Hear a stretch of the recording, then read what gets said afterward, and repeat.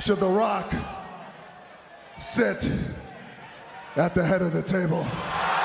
So we're gonna have to put our trip on hold. You understand? I'm sorry, Will. How come you don't want me, man? Well, I'll be damned. It's actually happening. The rumors of this potential dream match have been circulating for years, even back to when the bloodline first started. After the failed negotiations and all the will he or won't he ever wrestle again, I had just begun to accept that we were never gonna see Roman Reigns versus The Rock.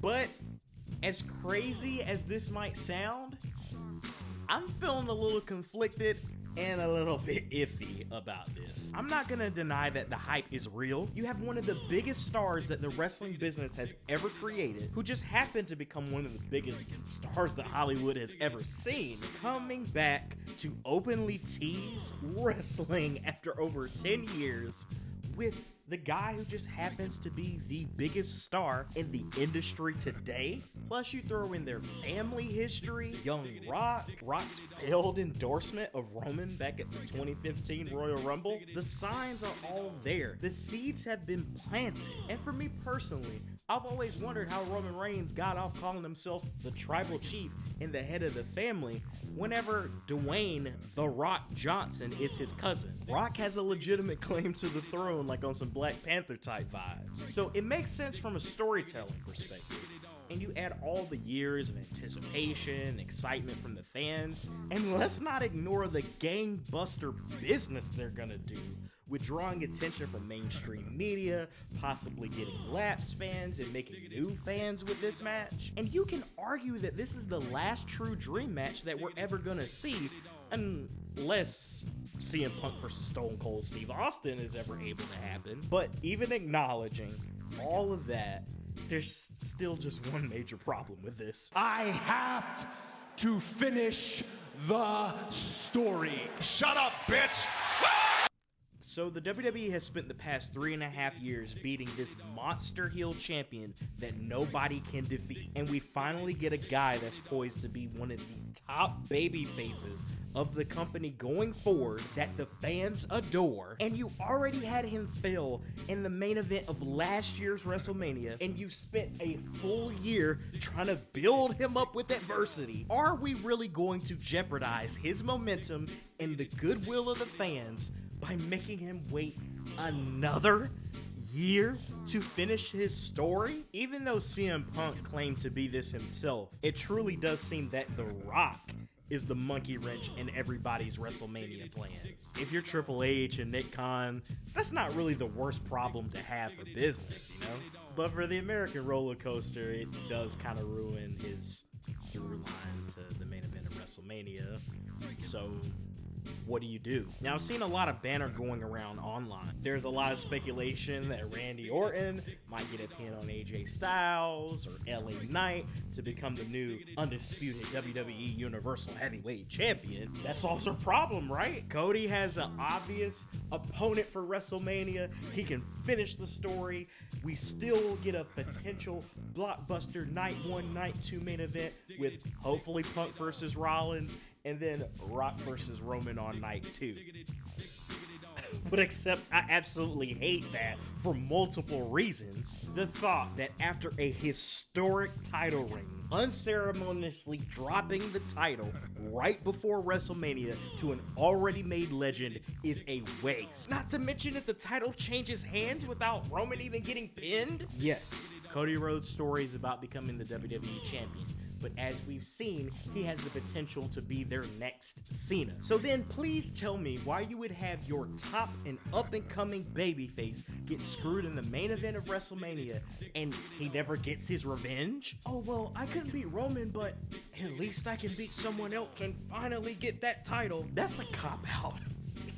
There's no other way to put it. The moment WrestleMania 39 ended the way it did, the story became about much more than just winning the WWE Championship. Cody has to redeem himself by defeating the guy who crushed his dream in the first place, proving that he's good enough to become as big of a star as his dad was, and bringing that title to the family after his dad was unable to win it. That's the only way he'll truly be able to finish his story, by defeating the final boss of the WWE. So it's obvious that I am wholeheartedly against Roman Reigns dropping the title before WrestleMania. That only leaves us with two options: delaying Cody's moment further, or doing Rock versus Roman on a different stage. So let's start with the idea of pushing Cody's story back and addressing the huge elephant in the room. I hate to be the one that says this, but we do realize that if we have Rock versus Roman in the main event of this WrestleMania,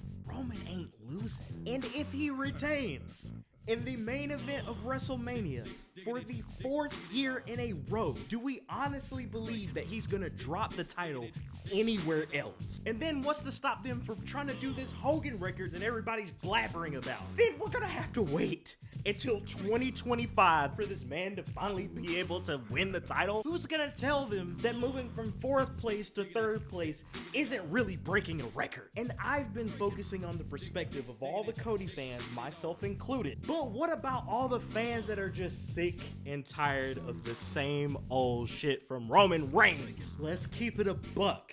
He's a part-time champion, and the bloodline story is well past his peak. I would hope that if we don't get Cody Roman 2 at Mania, we can still get it at some point this year, but with all this talk about the Hogan record, I don't see that happening. Now, if we were to take the blue pill, and we say that The Rock versus Roman Reigns happens somewhere else, and we still get Cody versus Roman 2 in the main event, night 2, WrestleMania. Personally, I'm of the mindset that this year's Mania doesn't really need Rock versus Roman. It's gonna break records anyways, and I'm sure a lot of us have heard that Australia really wants The Rock to come to Elimination Chamber in Perth. You could do the match there. It's a big stadium show that seats up to 60,000 people. They sold about 40,000 tickets so far. With Rock versus Roman in Elimination Chamber and Cody versus Roman at WrestleMania, you kind of maximize the fullness of WrestleMania's season. Two big stadium shows with two big time main events. You have your cake and you can eat it too. It does sound great in theory, but I could also see a lot of issues coming up with that. First of all, do we think that The Rock would want to wrestle his last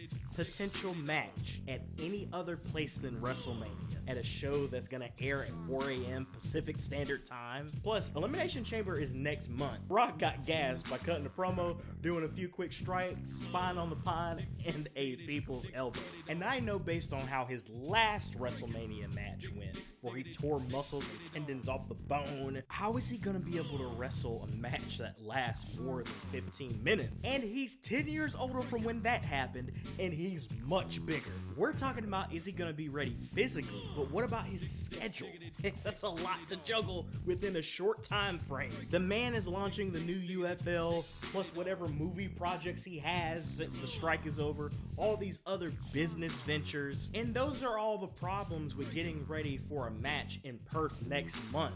What if he's also demanding a WrestleMania main event? My friend Ron actually suggested a pretty good alternative to this. You have Rock make an appearance at this year's WrestleMania. He helps Cody neutralize the bloodline interference. Cody finishes the story, wins the WWE title, celebrates with The Rock, and then you set up Rock's challenge to either happen at SummerSlam, or if he really wants that Mania main event, next year's WrestleMania, which could be in Minnesota, it could be at Wembley. The options and potential are there, and you still get everything you want. Look, if you've been on this channel for a while, or you know me personally, you know how much I love The Rock and Cody Rhodes. Yes, I have wanted to see Rock versus Roman since the bloodline started, but not at the expense of Cody Rhodes finally being the one to dethrone Roman Reigns. But that's been enough for me today. What do you guys all think? Which match do you want to see headline the showcase of the Immortals more? And what path do you think they're actually going to go? Are they going to do something that I haven't even considered? This isn't all about agreeing and being happy, all friends wrestling. If you disagree, you got to let me know too. It's good conversation. I love talking about wrestling. So with all that, I say thank you so much for watching. We love you guys. This has been Brandon from EK Wrestling. And as you know how I sign these off, remember that wrestling is hope. Take care, guys.